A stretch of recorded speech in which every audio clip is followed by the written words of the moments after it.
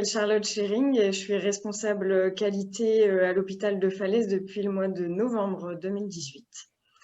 Et je travaille en collaboration avec mes collègues de l'hôpital d'Argentan puisque nous sommes en direction commune depuis le mois de janvier 2019.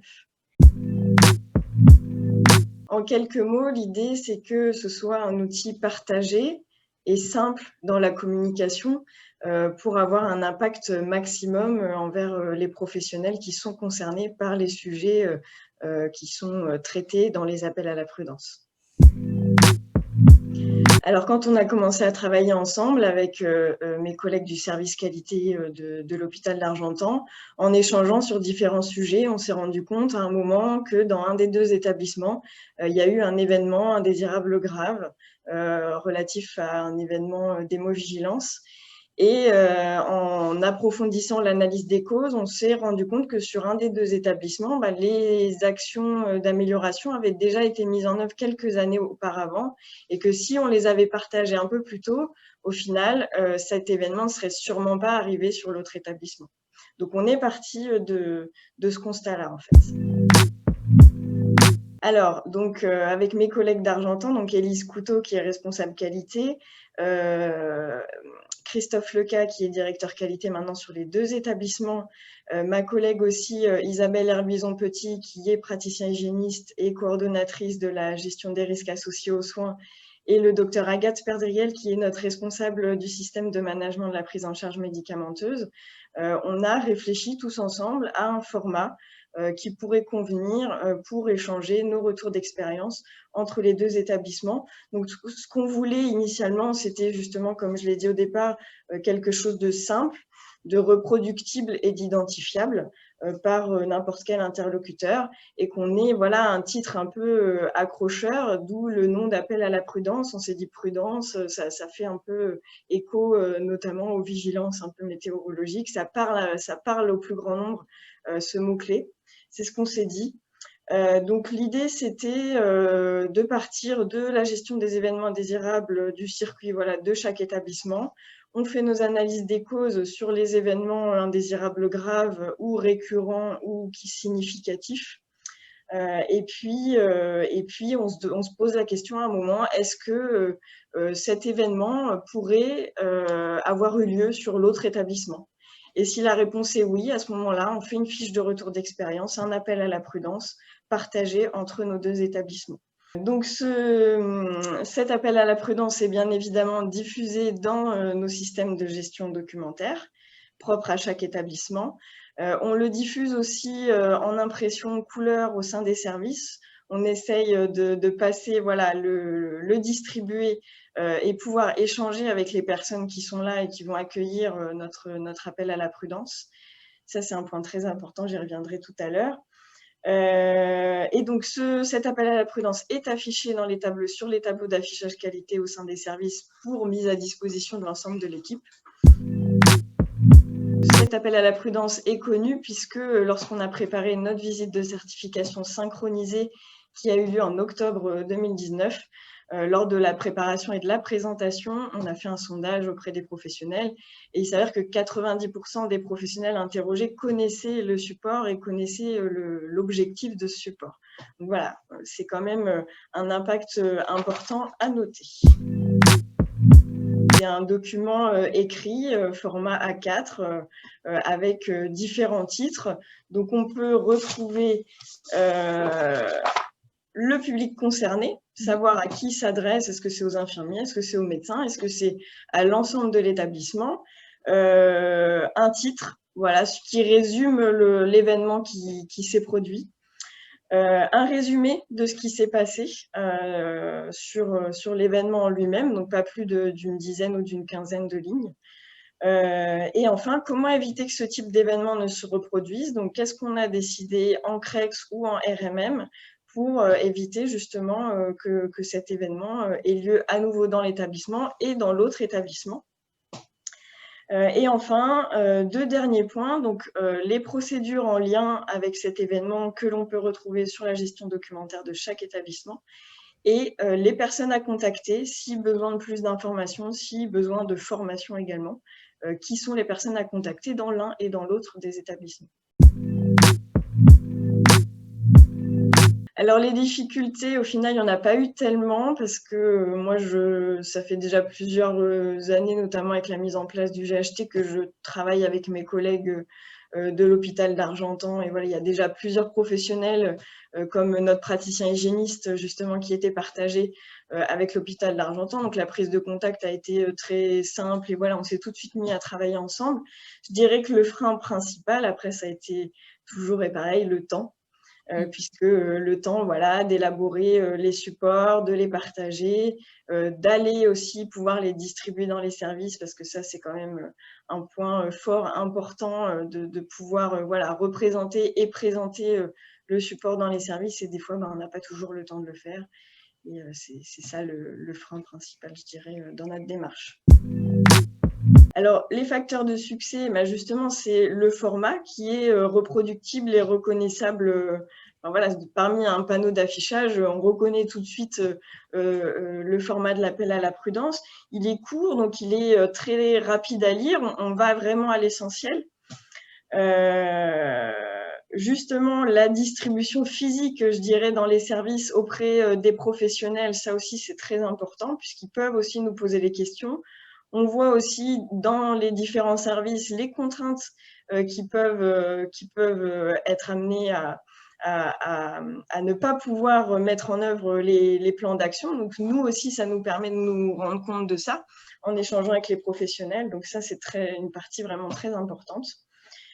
Les facteurs de succès aussi, c'est la bienveillance, bien évidemment. Quand on fait notre analyse des causes et qu'on interroge les professionnels concernés, on les prévient qu'il y aura certainement un appel à la prudence à venir sur cet événement.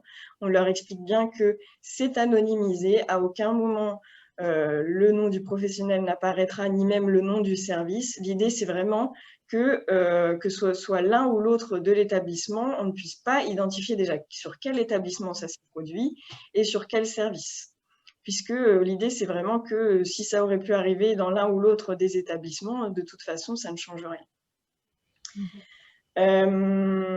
Alors, le point fort aussi de l'appel à la prudence, c'est la multiplicité des sujets abordés. On a abordé justement l'hémovigilance, la confidentialité relative aux informations du dossier patient, par exemple, des erreurs médicamenteuses, bien évidemment. Ça va aussi à la sécurité incendie. Donc, c'est les deux établissements, mais ça concerne aussi les EHPAD. Donc, voilà, c'est vraiment de multiples sujets. Et un point important aussi de facteur de succès, c'est l'implication des cadres de proximité.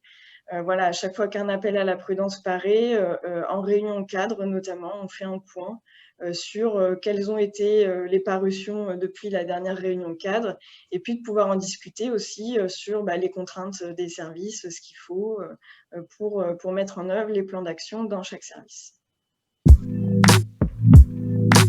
Ouais. Effectivement, ce qu'on peut entendre souvent au sein des établissements, c'est bon, on fait des déclarations, mais on n'a pas forcément le retour.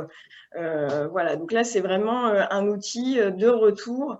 Même d'autres professionnels qui ont forcément entendu parler à un moment ou à un autre qu'il s'est passé quelque chose dans le service d'à côté, forcément, ça leur fait écho et ils se disent « Ah oui, effectivement, au moment où on reçoit l'appel à la prudence, c'est vrai que ça pourrait nous arriver aussi dans notre service à nous et il faut qu'on fasse quelque chose. » Alors, les impacts, on est en train de les mesurer, justement, à l'aide de visites de risque.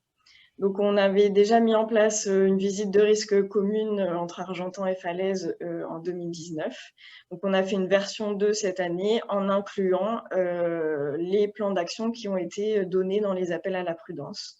Donc, il y a une partie observation terrain et une partie interrogation des professionnels. Donc, ça nous permet de mesurer aussi la réelle mise en œuvre sur le terrain et l'impact que ça peut avoir auprès des professionnels. Donc, malheureusement, je n'ai pas de résultats à vous donner aujourd'hui. Avec Covid faisant, voilà, on a un peu retardé la démarche. Donc, on est en train de faire nos visites de risque et c'est en cours d'évaluation. Oui, de manière subjective, oui, puisque voilà, j'ai pas de chiffres précis à vous donner, mais en tout cas, quand on se rapproche des professionnels, voilà, on leur dit, mais au fait, est-ce que vous avez vu l'appel à la prudence ou en réunion cadre, voilà, on revient sur l'appel à la prudence, il y a déjà une réflexion qui est engagée au sein des services sur comment effectivement mettre en œuvre ce plan d'action et comment améliorer les choses. et comment peut-être nous alerter nous sur ça c'est pas possible de le faire dans mon service ou même dans pas mal de services de l'établissement, donc il faut changer notre fusil d'épaule et voilà, ça permet vraiment un échange entre le terrain et le système de management de la qualité.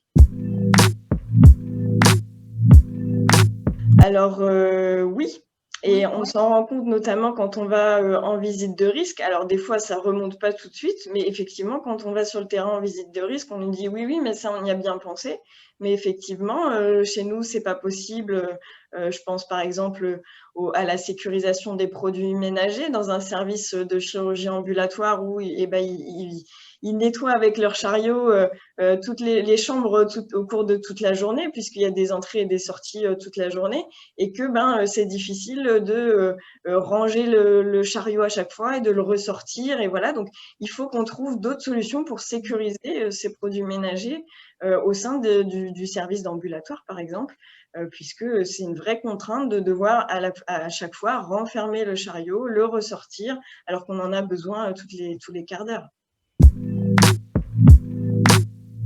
Alors, pour moi, c'est un projet relativement facile à mettre en œuvre. Après, voilà, il faut trouver son format, il faut l'adapter à l'établissement, aux établissements du coup qui vont peut-être partager leur retour d'expérience. Il faut en parler aussi avec la direction des soins, avec les cadres, sonder un peu, savoir s'ils sont prêts à ce genre de choses ou pas. Alors, il faut se fixer, nous, l'année dernière, par exemple, on a eu 6 parutions d'appel à la prudence. Voilà, il ne faut pas en faire non plus un nombre incommensurable, ça ne sert à rien. L'idée, c'est d'avoir vraiment un impact important sur les événements qui nous semblent importants à traiter. Voilà ce que je peux donner comme conseil aux autres établissements. Alors, ce qu'on cible effectivement, donc c'est déjà nos événements indésirables graves. Ça va être effectivement nos événements potentiellement graves, c'est-à-dire qui n'ont pas eu de conséquences, mais pour lesquels on s'est dit là, on a vraiment eu chaud, ça aurait pu être très grave. Et puis aussi nos événements qui peuvent être récurrents, où on a peut-être du mal effectivement à améliorer les choses sur des rangements de chariots de médicaments par exemple, où parfois on a des difficultés sur certains sujets à faire bouger les choses. Et ce biais-là peut être vraiment un axe d'amélioration important.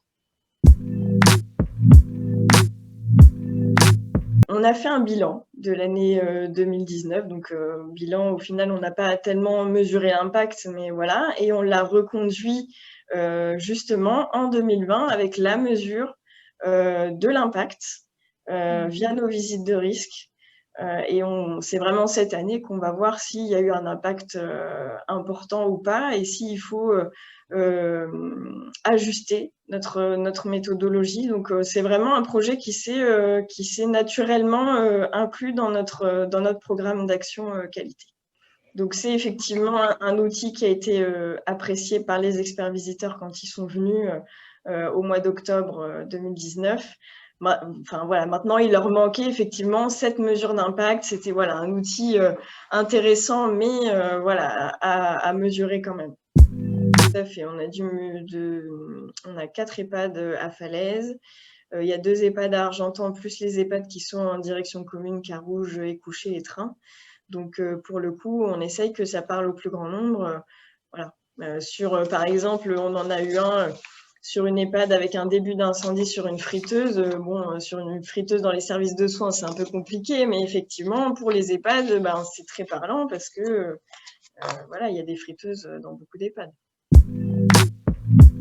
Et ça permet vraiment aux professionnels d'entrer dans notre partie de la démarche qualité, puisqu'une fois qu'ils ont fait leur déclaration d'événements désirables, au final, ils ne savent pas forcément comment ça fonctionne derrière et tout le circuit qu'il peut y avoir, et notamment l'analyse des causes profondes. Et pour le coup, CREX, RMM, ça permet aussi de donner un peu de vocabulaire et de démystifier un peu ces CREX et RMM, et puis de voir un petit peu qu'est-ce qu'on peut y faire et de voir que voilà, c'est pas une culture de la faute où on va taper sur l'infirmière qui a fait l'erreur médicamenteuse, mais on va bien chercher à comprendre pourquoi est-ce qu'on en est arrivé là.